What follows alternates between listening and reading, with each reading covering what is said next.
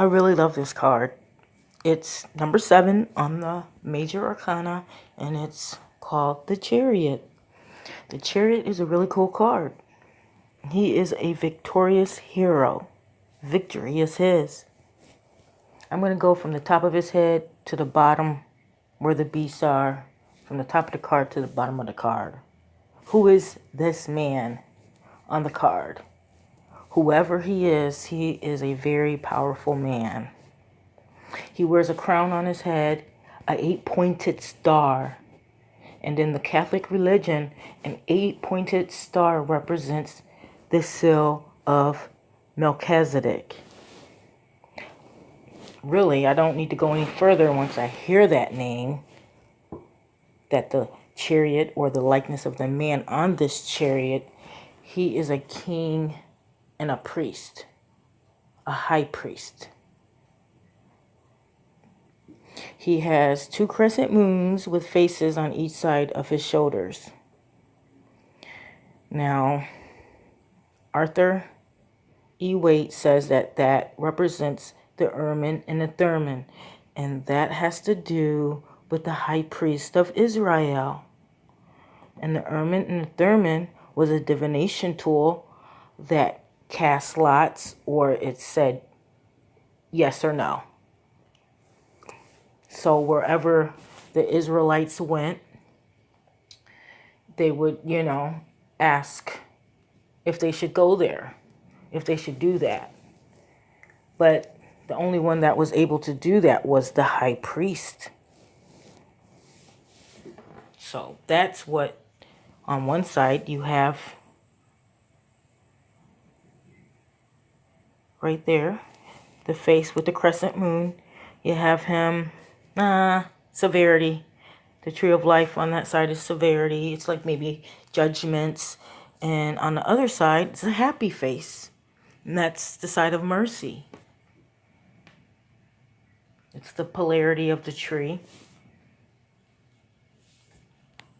And he wears the armor of God, as we see, with his breastplate of righteousness and his belt of truth.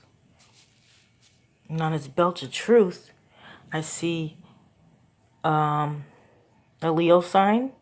I'm guessing that's a Leo sign. It could be a node, but it looks like a Leo sign, which Leo the lion is symbolized as the Lion of Judah, which is symbol for Jesus.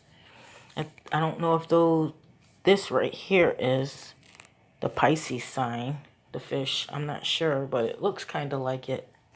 And this sign right there, I did not know what that sign was, but it kind of looked like a victory sign. For Nike, victory. And we have the moon sign, but that's like the belt of truth. The whole armor of God he has on. He's perfect.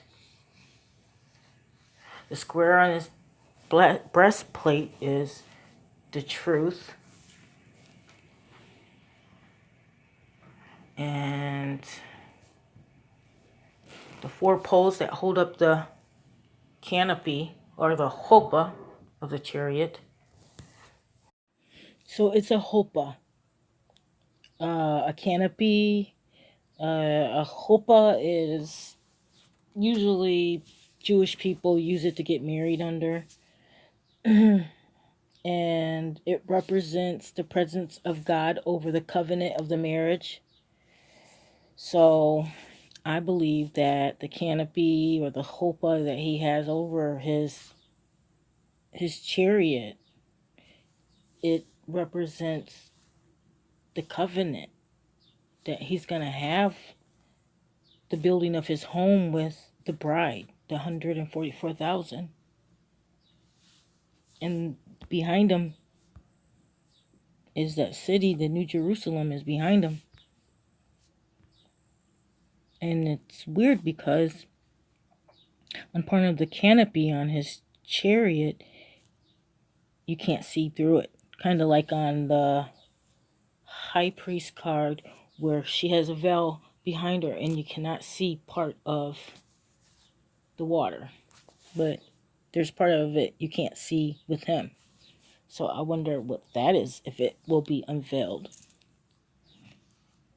And I also think that the beasts represent the Sphinx.